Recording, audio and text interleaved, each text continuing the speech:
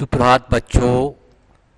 नवांकुर डिजी lesson में आपका हार्दिक अभिनंदन व स्वागत है। मैं पीएस राजपूत, लेक्चरर वाणिज्य संकाय। आज आपके सामने कक्षा 11 अकाउंटेंसी सब्जेक्ट इकाई 4, जिसका शीर्षक है तलपट ट्रायल बैलेंस, भाग 5 और आखिरी भाग लेकर आपके सामने उपस्थित हूँ। मैं आज आपको पिछले जो वीडियो आपको बताए गए थे तलपट बनाने के, उनके आगे बात करूँगा। जैसे कि मैंने पिछले वीडियो में जिक्र किया था कि साधारणतः शेष को लेकर के, शेषों को ट्रायल बैलेंस तैयार किया जाता है, लेकिन कभी कभी प्रश्न में बेचे हुए माल की लागत दी होती है, और तो ऐसी स्थिति में तलपट कैसे तैयार किया जाता है, अर्थात क्रय नहीं होता जब बेचे हुए माल की लागत होती है, तो उसमें हमें क्या करना होता है, उसके माध्यम से मैं आपको एक उदाहरण के माध्यम से एक सवाल आपको बताऊंगा। और ये इस तरह का प्रश्न कई बार परीक्षा में पूछा जाता है, तो महत्वपूर्ण है। एक सवाल मैं यहाँ हल करके आपको बता देना चाहता हूँ। बाकी 2-3 सवाल और आपकी किताब में दिए हैं, उन सवालों का भी आप अभ्यास करें, तो अभ्यास करने से आपको वो सवाल हल करना आसान हो जाएगा। आप आसानी से उस सवाल को हल कर पाएंगे। और ये आपकी किताब का 15 नंबर का सवाल है, जिसका जोड़ 6,42,000 आ रहा है, और पेज नंबर 337 पर है मेरी किताब में। अब आपकी किताब में आगे पीछे नंबरिंग हो सकती है, क्योंकि नई पुरानी किताब में नंबरिंग आगे पीछे हो जाती है, तो आप उसको देखें। पिछले वीडियो में मैंने इस बात का जिक्र भी किया था कि जब बेचे हुए माल की लागत दी है तो फिर बच्चों क्या करते हैं। तो इसके 2 ऑप्शन होते हैं, 2 तरह से होता है कि एक, जब बेचे हुए माल की लागत दी है तो प्रारंभिक स्टॉक को तलपट में शामिल नहीं करेंगे और अंतिम स्टॉक को तलपट में शामिल करेंगे, अर्थात डेबिट में लिखेंगे, और बेचे हुए माल की लागत को भी डेबिट में लिखेंगे। एक तरीका तो ये होता है। और आपने देखा कि पिछले सारे वीडियो में तलपट को अंतिम स्टॉक में शामिल नहीं किया जाता है। अंतिम स्टॉक कभी भी तलपट में शामिल नहीं होता है। उसका कारण आगे मैं बताऊंगा क्यों नहीं होता है। और अब यहाँ चूँकि बेचे हुए माल की लागत दी है, तो अपवाद स्वरूप ऐसा होता है, ये अपवाद है एक तरह से कहें।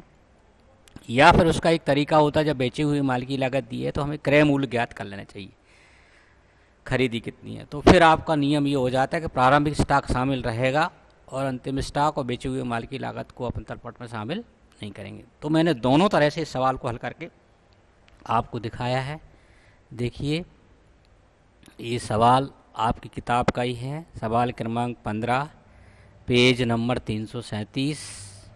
ये राशियाँ दी हैं। तो यहाँ यदि मैं इस सवाल से पहले क्रय मूल्य ज्ञात करूं और अंतिम स्टॉक और बेची हुए माल की लागत को शामिल नहीं करूंगा, मतलब परंपरागत ढंग से जैसे आप तलपट बनाना आपने सीखा, मैंने पहले बताया कि अंतिम रहतिया तलपट में शामिल नहीं होता है, तो नहीं होता है मतलब। तो इस स्थिति में जब बेचे हुए माल की लागत या बिके हुए माल की लागत दी होती है, तो बच्चों आपको क्रय मूल्य ज्ञात करना पड़ता है। क्रय मूल्य कैसे ज्ञात करते हैं, देखिए मैंने आपको बता दे रहा हूँ। इस सवाल को हल करने से पहले मैंने क्रय मूल्य ज्ञात करना दिया है, नोट भी लगा दिया है। जब प्रश्न में बेचे गए माल की लागत दी हो तो हमें क्रय मूल्य की गणना करनी होती है। क्रय की राशि गणना करने के लिए ये सूत्र होता है, बेचे गए माल की लागत में अंतिम रहतिया को जोड़ देते हैं और प्रारंभिक रहतिया को घटा देते हैं, तो क्रय आ जाता है 2,60,000 रुपये आ गए। तो अब ये क्रय तलपट में डेबिट साइड में लिखेंगे। ये क्रय की राशि जो 2,60,000 है, ये डेबिट में लिखेंगे। इसको और इसको तलपट में नहीं, ये तो आता ही नहीं है, और फिर इसको नहीं लिखना है, क्योंकि ऐसा करने से इन दोनों मदों का समायोजन अपने आप हो गया। ये दोनों मदों के समायोजन की राशि ये हो गई, और ये प्रारंभिक रहतिया तो चूँकि तलपट में आता ही है, लिखना ही लिखना है। एक तरीका। दूसरा तरीका है कि जब इन दोनों को शामिल करेंगे डेबिट में और उसको फिर शामिल नहीं करेंगे। एक दूसरा तरीका होता है, जब आपको क्रय ज्ञात नहीं करना है तो इसको डेबिट करेंगे और इसको भी डेबिट करेंगे, बट इसको डेबिट नहीं करेंगे।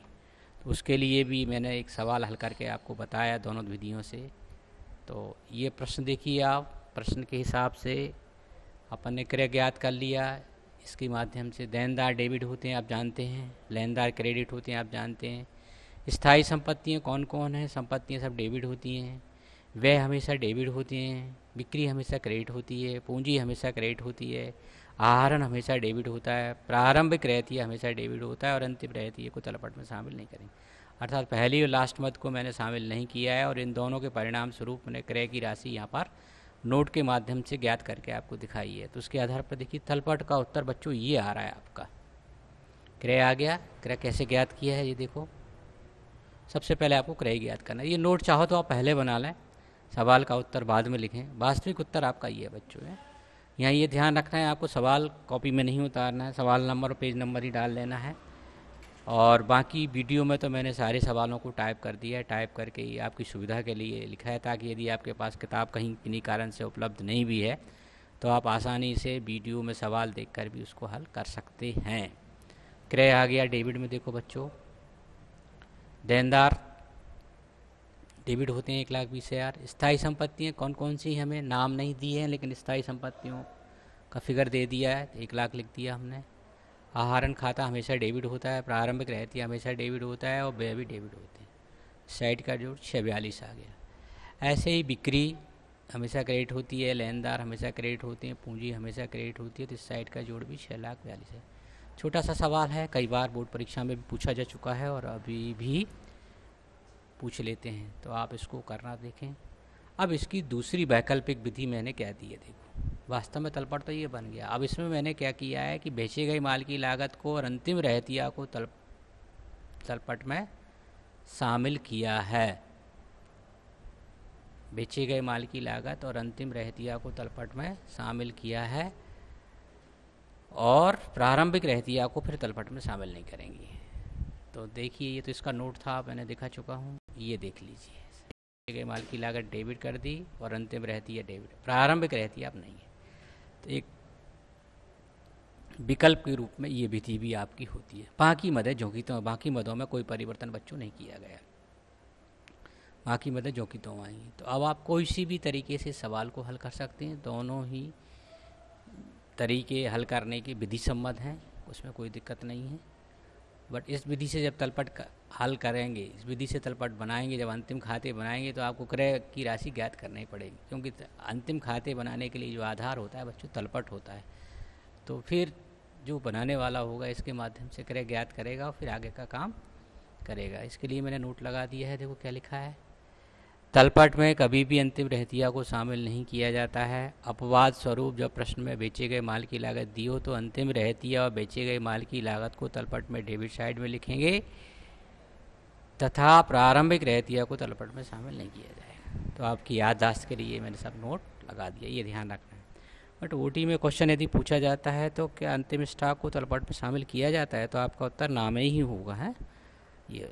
तो इस तरह के बच्चों और बहुत सारे सॉल्व अनसॉल्व प्रश्न दिए हैं, तो आप हल करके, हाँ कई ऐसे प्रश्न भी आपकी किताब में दिए हैं गलत तलपट बना हुआ है और इसका जोड़ बराबर आ रहा है, फिर आपको नियम अनुसार कौन सा खाता डेबिट कौन सा खाता क्रेडिट है वो करके आपको तलपट बनाना सीखना है। तो आप अपनी किताब में देखेंगे तो बहुत सारे सवाल ऐसे दिए हैं कि जिनके दोनों पक्षों का जोड़ तो बराबर हो रहा है और लेकिन वो तलपट गलत है। तो सवाल क्रमांक आप 18 देखिए, पेज नंबर 339 पर इसी तरह का सवाल है जो गलत ढंग से बना हुआ है, गलत बना है, उसमें त्रुटि है, बस उसका उत्तर बराबर आ रहा है 3,50,000 3,50,000। वास्तविक उत्तर उसका 3,20,000 रुपये आएगा। तो इस गलत तलपट को आप सही करके बना के देखेंगे कैसे तैयार किया जाता है। तो ये आपके सीखने के हिसाब से, अभ्यास के हिसाब से बहुत अच्छा सवाल है। तो इस सवाल क्रमांक 18 को आप हल करके देखें।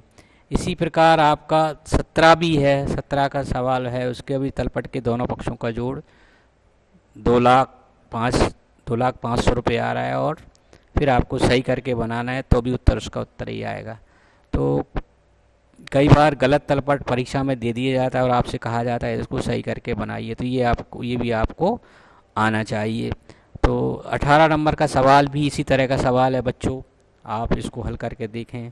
17 नंबर का तलपट बना है, 15 नंबर का भी ऐसे ही, 16 नंबर का भी बच्चों ऐसा ही है, कि तलपट तो बना है लेकिन गलत बना है, जोड़ सही आ रहा है। तो कई बार ऐसा होता है तलपट गलत होता है, दोनों पक्षों का जोड़ संयुक्त से बराबर हो जाता है। तो इसका मतलब ये नहीं कि हमने तलपट बनाया है तो सही हो गया है। तो जो खाता डेबिट होता है वो डेबिट ही होना चाहिए, क्रेडिट वाला क्रेडिट होना ही, तभी तलपट सही कहलाता है। आपका 18 और 19 दोनों सवाल इसी तरह के हैं, इनको हल करके आप देख लें। इसी तरह के सवाल हैं जो सवाल अभी आप सामने देख रहे हैं ना, इसी तरह से एक विधि से कर लें आप, कोई सी भी से। और अभ्यास के लिए चाहो तो आप दोनों विधियों से भी कर सकते हैं। योग विधि के भी कई सवाल और दिए हैं आपकी किताब में, उनको शेष विधि में कैसे बदल सकते हैं। सवाल क्रमांक आपका 21 देखिए जो योग विधि से तैयार है, और उसको शेष विधि में कैसे बदलना है। ऐसा ही 22वां सवाल भी है, 20, 21 और 22वें सवाल योग विधि के हैं, आपको उनको शेष विधि में बदल करके तैयार करना है। तो इस तरह से आपकी किताब में तलपट के बहुत सारे सवाल दिए हैं, तो आप ज़्यादा से ज़्यादा सवालों का अपनी कॉपी पे अभ्यास करें। असुविधा होने पर, कोई दिक्कत होने पर आप संबंधित शिक्षक या मेरे से मार्गदर्शन कक्षा में आकर के या मोबाइल पर भी पूछ करके पता कर सकते हैं कि ऐसा क्यों हो रहा है। तो इस तरह से बच्चों ये तलपट वाला अध्याय आज समाप्त होता है। अगले अध्याय में मैं आपको बताऊंगा कि अशुद्धियों का संशोधन क्या होता है। जैसे कि अभी बच्चों मैंने पहले जिक्र किया था कि यदि हम तलपट बना रहे हैं और सभी खातों को यथास्थान हमने ठीक ढंग से लिखा है, अर्थात डेबिट को डेबिट में लिखा है, क्रेडिट को क्रेडिट में लिखा है, राशियाँ सब सही लिखी हैं, सब कुछ ठीक है, नियम अनुसार सभी नियमों का पालन करके हमने ऐसा किया है, लेकिन तलपट का जोड़ बराबर नहीं आ रहा, तो ऐसी स्थिति में क्या करते हैं बच्चों, हम जिस साइड में योग कम आ रहा होता है उस साइड में उद्धृत खाता डाल करके हम आगे बढ़ जाते हैं। उद्धृत खाता अज्ञात भूलों के कारण पैदा होने वाला एक खाता होता है, ये अस्थायी खाता होता है, और जैसे ही आपको गलतियां पता चल जाती हैं तो ये खाता स्वयं खत्म हो जाता है। क्योंकि बच्चों ये होता है कि यदि तलपट का जोड़ नहीं मिल रहा है, तलपट बराबर नहीं आ रहा है, तो बच्चों हम क्या करते हैं, गलतियों को ढूंढते हैं, गलतियों को ढूंढने का प्रयास करते हैं। कई बार गलतियां ऐसी छिप जाती हैं कि वो बार बार देखने पर, ढूंढने पर भी पता नहीं चलती हैं। हालांकि कागज़ की गलती कागज़ में ही मिलती है, ऐसा कहा जाता है, लेकिन फिर भी कई बार हम 18 को 81 पढ़ते हैं, 81 को 18 पढ़ते रहते हैं बार बार, या लिखना 18 होता है 81 लिख देते हैं, 63 लिखना होता है 36। इस तरह की गलतियां होती हैं, जीरो कम ज़्यादा लगा देते हैं। तो ये गलतियों के कारण हमारे तलपट का योग बराबर नहीं आता है। तो इसमें सस्पेंस अकाउंट डाल करके, उद्धृत खाता डाल करके हम तलपट बना लेते हैं, क्योंकि एक निश्चित अवधि के बाद हमें अंतिम खाते बनाना अनिवार्य होता है। आगे बढ़ जाते हैं, और हम जब हमें ये समय मिलता है तो फिर हम बारीकी से ध्यानपूर्वक उन गलतियों को ढूंढते हैं, और जैसे ये गलतियाँ पता चल जाती हैं तो फिर वो खाता अपने आप बंद हो जाता है। तो वो डेबिट में भी आ सकता है उद्धृत खाता, और क्रेडिट में भी आ सकता है। तो अब इसके कारण एक नया खाता क्रिएट होता है, और ये खाता अशुद्धियों के कारण होता है। तो इनको कैसे संशोधित किया जाता है, इनको कैसे संशोधन करते हैं, ये जानने के लिए आपकी इसी इकाई का अगला अध्याय है, जिसका नाम है अशुद्धियों का संशोधन, रेक्टिफिकेशन ऑफ एरर्स के नाम से दिया है। तो आप इंतज़ार कीजिए, घर पर रहिए, सुरक्षित रहिए। नवांकुर चैनल को यदि आपने सब्सक्राइब नहीं किया तो सब्सक्राइब कर लीजिए, और लाइक कीजिए वीडियो को। सभी शिक्षकों द्वारा, हमारे विद्यालय के सभी शिक्षकों द्वारा बड़ी मेहनत से वीडियो आपको तैयार किए जा रहे हैं, और आप तक भरसक प्रयास करके विद्यालय द्वारा अप्रैल 2020 से आज तक लगभग 3000 वीडियो के माध्यम से आपको पठन पाठन किया जा रहा है। तो आप इसका लाभ लें। परिस्थितियां हमारे अनुकूल नहीं हैं बच्चों, और डिजिलेशन डाउनलोड नहीं किया तो कर लें। हाँ, लेकिन कापी ज़रूर आप बना लें। बार बार आपको हर वीडियो में ये बात बताई जा रही है कि आप कापी तैयार कर लें, ताकि स्थायी रिकॉर्ड आपके पास रहे। क्योंकि मोबाइल पर पढ़ाई एक वैकल्पिक व्यवस्था है, स्थायी हल नहीं है ये समस्या का। तो घर पर रहें, सुरक्षित रहें। आज के लिए इतना। Thank you very much. अगले वीडियो का आप इंतज़ार करें।